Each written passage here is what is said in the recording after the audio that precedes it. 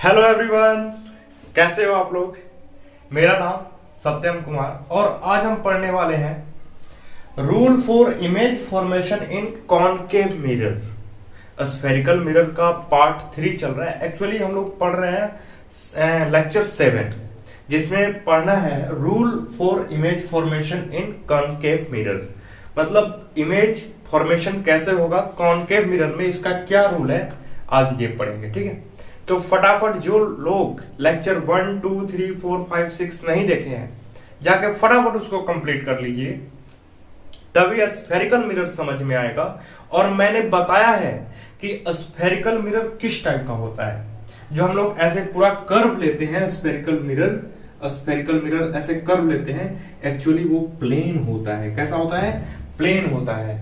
लेकिन हम लोग उसको समझते हैं कैसा कि उसको हम लोग समझ लेते हैं कैसा होता है कि ये थोड़ा सा कर्व होता है। ऐसा नहीं है, ये एक बड़े स्फीयर का छोटा सा पार्ट होता है। ठीक है,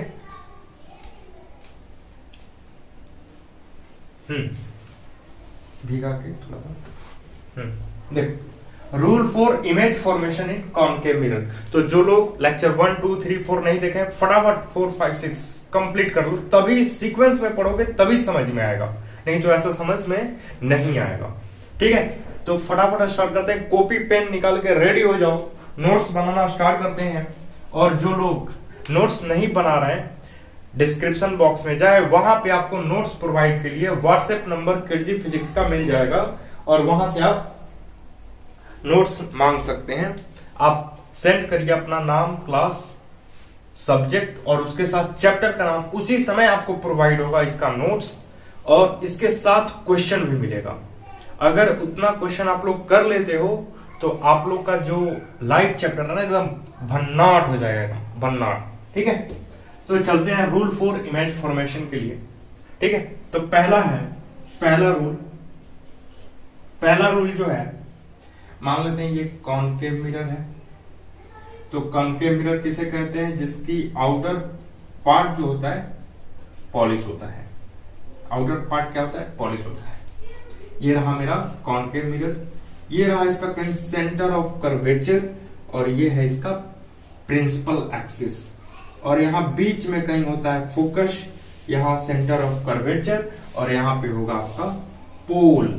क्या होता है? ये पोल होता है, ये ज्योमेट्रिकल सेंटर होता है, मिरर के ज्योमेट्रिकल सेंटर होता है। ठीक है, अब देखो पहला रूल लिखोगे, जब कोई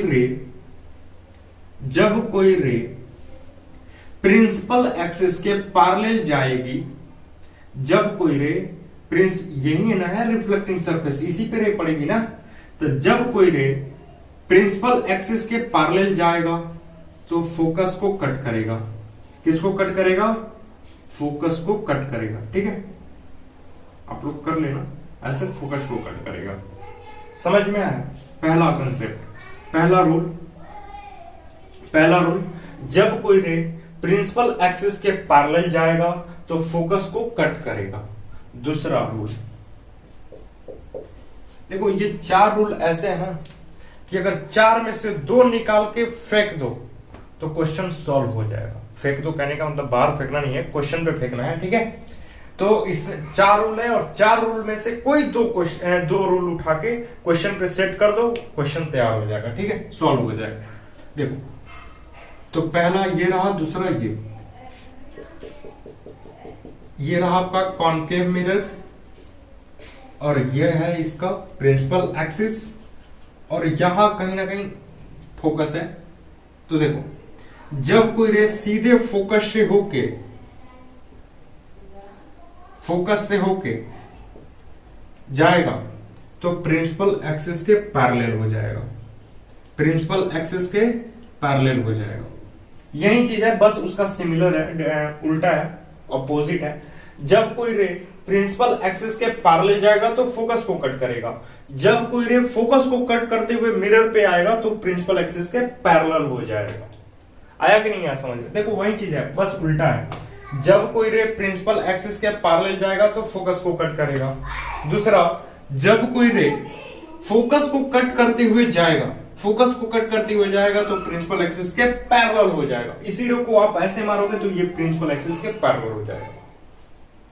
इसी रे को आप ऐसे मारोगे तो ये प्रिंसिपल एक्सिस के पैरेलल हो जाएगा। आप अगर यहां से फोकस से मारते हो तो प्रिंसिपल एक्सिस के पैरेलल हो जाएगा। समझ में आया? मेरे ख्याल से एकदम समझ में आया होगा।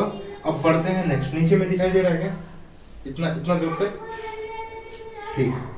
देखो यहीं पे चारों पॉइंट बता देते हैं। ये थर्ड पॉइंट है, ये रहा आपका मिरर, ये रहा आपका मिरर, और यहां है कहीं ना कहीं सेंटर ऑफ कर्वेचर, और यहां है फोकस, यहां है फोकस। तो जब कोई रे सीधे डायरेक्ट पोल पे जाएगा, डायरेक्ट पोल पे जाएगा, ये जो बाहर लगा रहता है पोल, उस पे नहीं, इस मिरर के पोल पे जाएगा, तो जिस एंगल से जाएगा उसी एंगल से वापस हो जाएगा। यानी theta I equal to angle R हो जाएगा कि नहीं? जिस एंगल से जाएगा उसी एंगल से वापस हो जाएगा। क्यों? अगर आप यहाँ पे टेंजेंट मारोगे तो वो वाला कंसेप्ट बन जाएगा। जब कोई रे जिस एंगल से जाएगा उसी एंगल से वापस हो जाएगा, आई बट्टे में आर, आई आर। ठीक है, पढ़े हो ना? ये देखो यहाँ पे थोड़ा सा टेढ़ा हो गया तो आप लोग स्केल से कर लोगे। ठीक है, स्केल से कर लोगे। चलो, ये रहा आपका थर्ड पॉइंट। पहला पॉइंट क्या है? जब कोई रे प्रिंसिपल एक्सिस के पैरेलल जाएगा तो फोकस को कट करेगा। दूसरा, जब कोई रे फोकस को कट करते हुए जाएगा तो प्रिंसिपल एक्सिस के पैरेलल हो जाएगा। जब कोई रे डायरेक्ट पोल पे जाएगा तो जिस एंगल से गया होगा, प्रिंसिपल एक्सिस से जितना एंगल बना रहा होगा उतना ही एंगल से ये क्या हो जाएगा, निकल जाएगा। आई इक्वल टू आर, जितना एंगल ये होगा उतना ही एंगल ये होगा। अब बात करते हैं नेक्स्ट पॉइंट की। जब कोई रे, अच्छा दिखाई दे रहा है क्या पूरा एकदम क्लियर? हाँ बिल्कुल। चौथा पॉइंट नोट करोगे। चौथा, जब कोई रे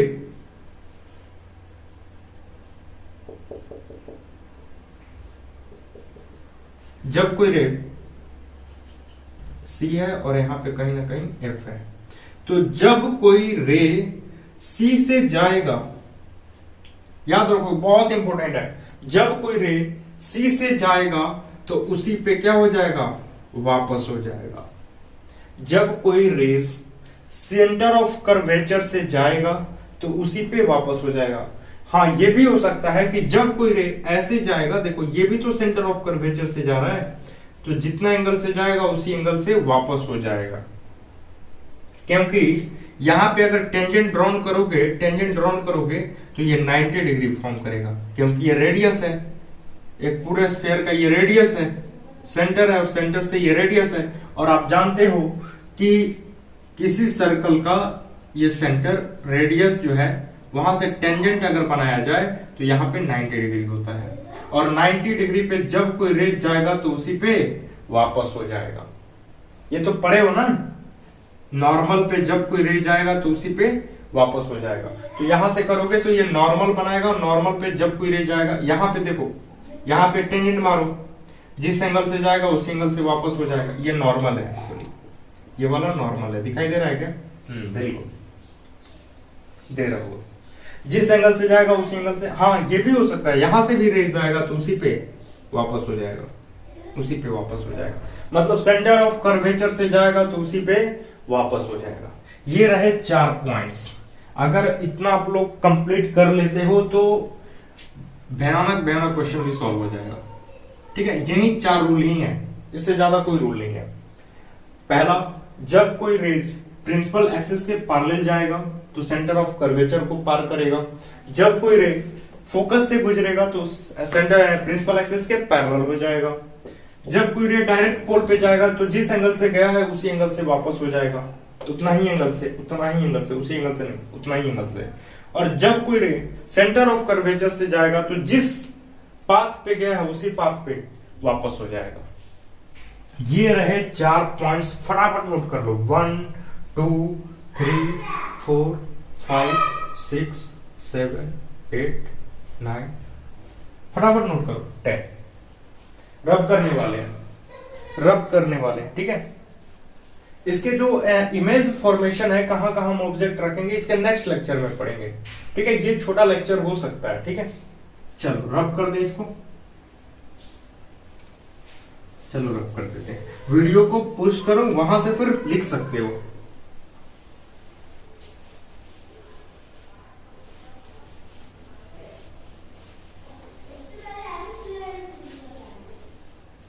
देखो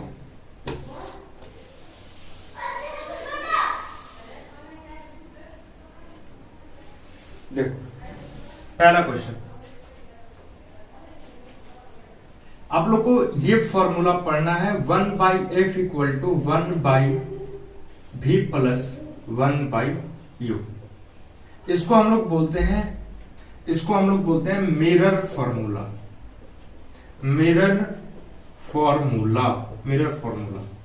इसको क्या बोलते हैं? Mirror formula. ये क्या होता है? फोकल लेंथ होता है। ये क्या होता है? पोजीशन ऑफ इमेज होता है। ये क्या होता है भैया? तो पोजीशन ऑफ ऑब्जेक्ट, मतलब ऑब्जेक्ट कहां रखा हुआ है, उसका इमेज कहां बन रहा है, और मिरर का फोकल लेंथ कितना है। ये आप लोग को पढ़ना है यही नेक्स्ट लेक्चर में, नेक्स्ट नहीं उसके नेक्स्ट लेक्चर में। तो मैं आपको बता दूं, मिरर फॉर्मूला जो होता है 1/f equal to 1/v plus 1/u होता है। ये फॉर्मूला तभी सेटिस्फाइड है। एक और फॉर्मूला है, लिख लो, फोकल लेंथ निकालने के लिए f equal to r/2, f equal to r/2 ये होता है।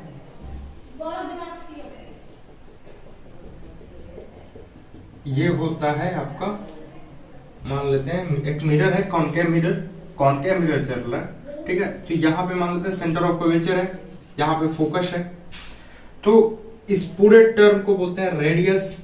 अगर रेडियस में से आधा हम काट दे तो यही मेरा फोकल लेंथ होगा कि नहीं? ये वाला फोकल लेंथ होगा कि नहीं होगा?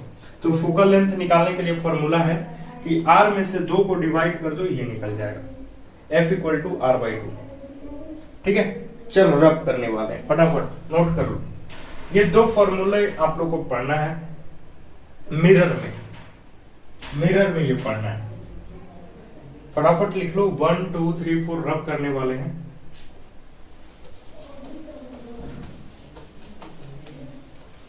मतलब आप लोग को 2 फॉर्मूला पढ़ना है, 1/f equal to 1/v plus 1/u, और दूसरा f इक्वल टू r/2। मान लो फोकस नहीं दिया हुआ है, रेडियस ऑफ कर्वेचर दिया हो, तो वहां से हम लोग फोकस निकाल सकते हैं। देखो ये जो फॉर्मूला है ना, 1/f equal to 1/v plus 1/u और f इक्वल टू r/2, ये जो फॉर्मूले हैं ये तभी सेटिस्फाइड है, ये फॉर्मूले तभी सिद्ध होंगे। देखो ये जो फॉर्मूला है ना, आपको मैं दे दूं, क्वेश्चन बन जाएगा, ठीक है, कोई दिक्कत नहीं। लेकिन आप लोगों को ये जानना चाहिए कि जो फॉर्मूला है किस पे सेट है, मतलब मिरर कैसा होना चाहिए, आपको ये प्रूव होना चाहिए, प्रूफ जानना चाहिए। तो मैं बता रहा हूं, 1/f equal to 1/v plus 1/u और f इक्वल टू r/2 तभी सेटिस्फाइड होगा, तभी ये निकलेगा, ये फॉर्मूला तभी बनेगा जब नोट कर लोगे, ये चीज होना चाहिए, मिरर जो हो, कॉनकेव मिरर जो हो, लगभग कैसा हो? स्ट्रेट हो। लगभग कैसा हो?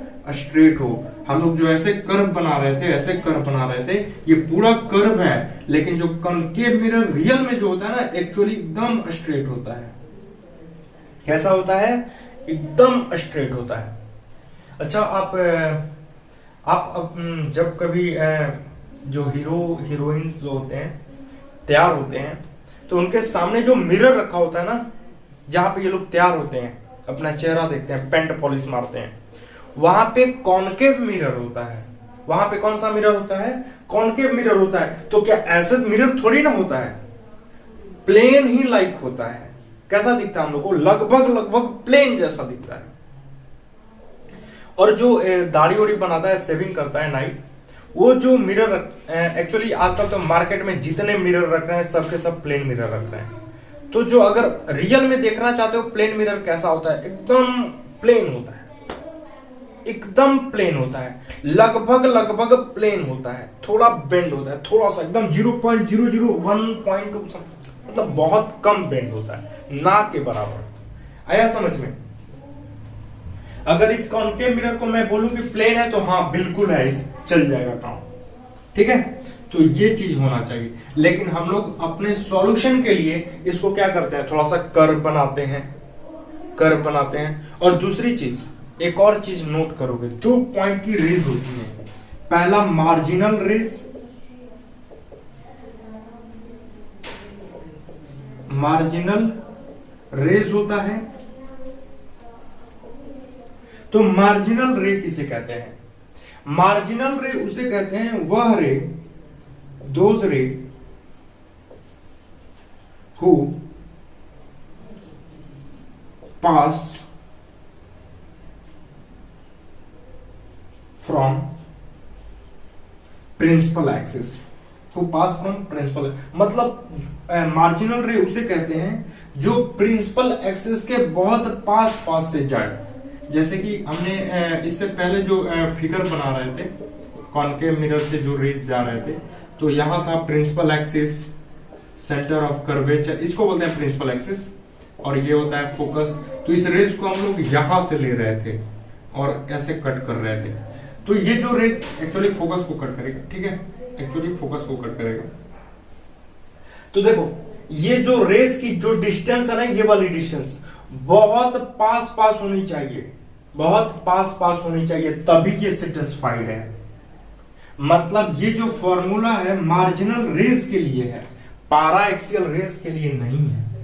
दो टाइप के रेज होते हैं, वह रेज जो प्रिंसिपल एक्सिस के बहुत पास पास जाए, मतलब इस रेज को हम यहां से ड्रॉन करें, इस रेज को हम यहां से ड्रॉन करें, तभी ये पॉसिबल है। मतलब बहुत पास पास, यहां ऐसे, यहां ऐसे, ये रेज जो है ना ऐसे गया है, ऐसे गया है, तभी ये पॉसिबल है। ये फॉर्मूला तभी पॉसिबल है, नहीं तो पॉसिबल नहीं है। मतलब ये जो फॉर्मूला है मार्जिनल रेज के लिए अप्लीकेबल है, नहीं तो पारा एक्सियल रेज उसे कहते हैं जो वह रेज जो प्रिंसिपल एक्सिस के बहुत दूर से जाए। मार्जिनल रे और पारा एक्सियल रेज, लो लिख देते हैं, वह रेज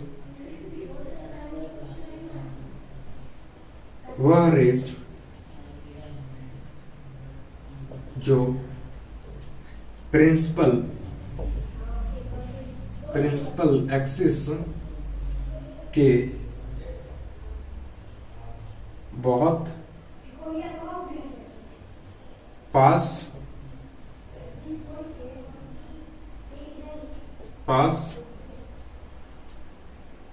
से जाए, ठीक है। वह रेज जो प्रिंसिपल एक्सिस के बहुत पास से जाए, मतलब बहुत ये जो डिस्टेंस है ना बहुत कम होनी चाहिए, बहुत कम होनी चाहिए, तभी ये जो फॉर्मूला है मार्जिनल रेज के लिए है, पारा एक्सियल रेज के लिए नहीं। इसमें मैं प्रूफ करूंगा, वेट करोगे, ठीक है। नेक्स्ट लेक्चर में, मतलब 7वां 8वां 9वां लेक्चर में, 9th लेक्चर में हम लोग प्रूफ करेंगे 1/f = 1/b + 1/u, या 10th लेक्चर में भी हो सकता है। तो यहां तक नोट करोगे, ये फॉर्मूला उसी के लिए है, मार्जिनल रेज के लिए, जो रेज प्रिंसिपल एक्सिस के बहुत पास जाए। पारा एक्सियल रेज क्या होता है?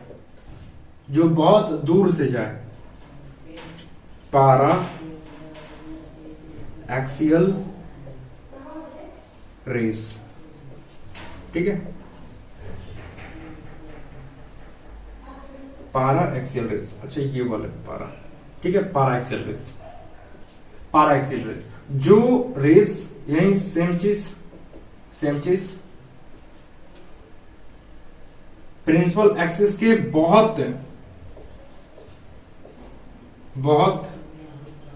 दूर से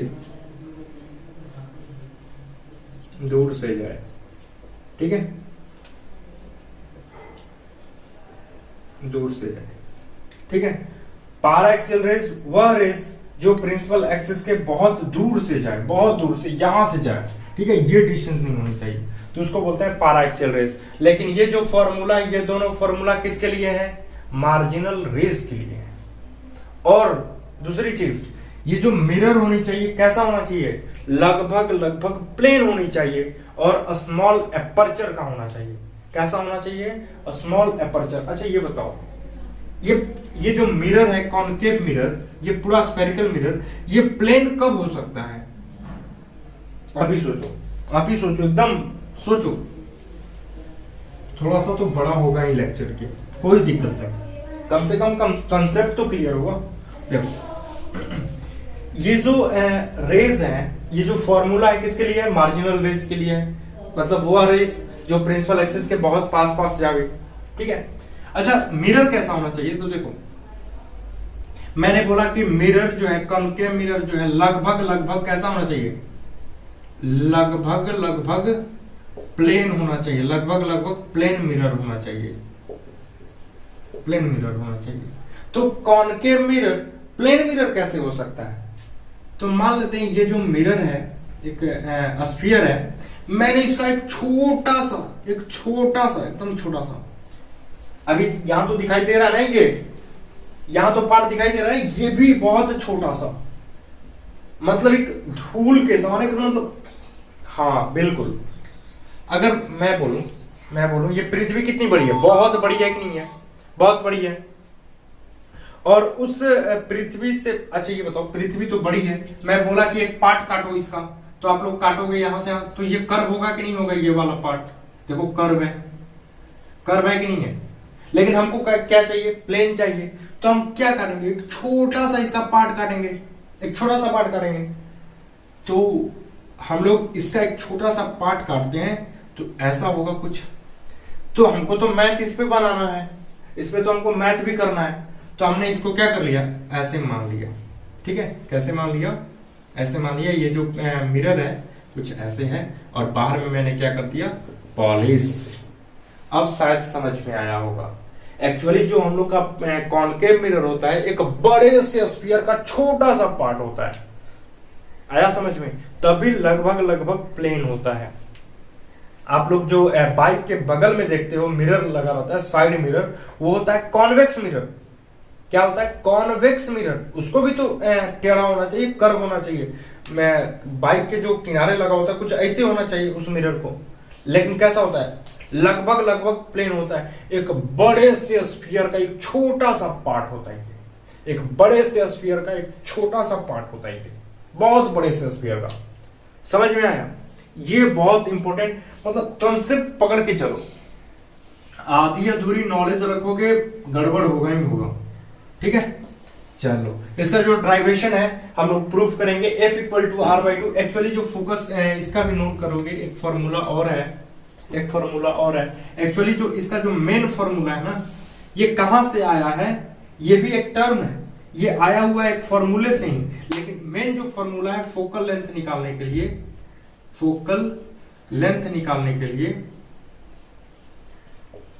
वो होता है r minus R by two sec theta.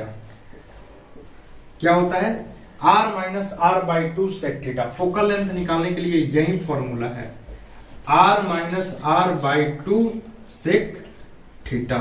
ये पारा एक्सियल के लिए भी है और मार्जिनल रेज के लिए भी है। फोकल लेंथ निकाल सकते हो, कैसा होना चाहिए? पारा एक्सियल भी हो और मार्जिनल हो, तो हम ये फॉर्मूला लगा देंगे तो फोकल लेंथ मेरा निकल जाएगा, ठीक है। हम लोग का जो फोकल लेंथ है फाइंड आउट हो जाएगा। अब यहीं से ये फॉर्मूला निकला, F equal to R minus R by two sec theta से ही क्या निकला है? F equal to R by two. इसको हम लोग प्रूफ करेंगे, ठीक है। तो फटाफट आप लोग इसको नोट कर लोगे और ये फॉर्मूला नोट करोगे, F equal to R minus R by two sec theta. और कैसे आया हम लोग इसको प्रूफ करेंगे इन टेंथ लेक्चर में। 9th या 10th लेक्चर में मिल जाएगा आपको ये ड्राइवेशन, ठीक है। तो फटाफट पहले इसको नोट कर लो, क्योंकि हम इसको नेक्स्ट लेक्चर में या उससे पहले वाले लेक्चर में हम लोग पढ़ने वाले हैं, ठीक है। तो चलो जल्दी फटाफट नोट करो 1 2 3 4 5 6 7 8 9 10 और हम इसको जा रहे हैं करने रब। नहीं करें? चलो फटाफट लिखो, टाटा बाय बाय। और इसको ज्यादा से ज्यादा स्टूडेंट को शेयर करो, लाइक करो, कमेंट करो। और जहां प्रॉब्लम आती है किडजी फिजिक्स का व्हाट्सएप नंबर है, वहां से आप मैसेज कर सकते हो, अपना क्वेश्चन कोई भी भेज सकते हो। ठीक है, कोई भी प्रॉब्लम हो आप भेज सकते हो, फटाफट उसी टाइम आपको सॉल्यूशन मिल जाएगा। और नहीं तो मेरा कांटेक्ट नंबर उसके नीचे दिया होगा, कांटेक्ट नंबर, ठीक है, वहां से कांटेक्ट कर सकते हो हमको लाइव। ठीक है, फटाफट नोट कर लो, टाटा बाय बाय।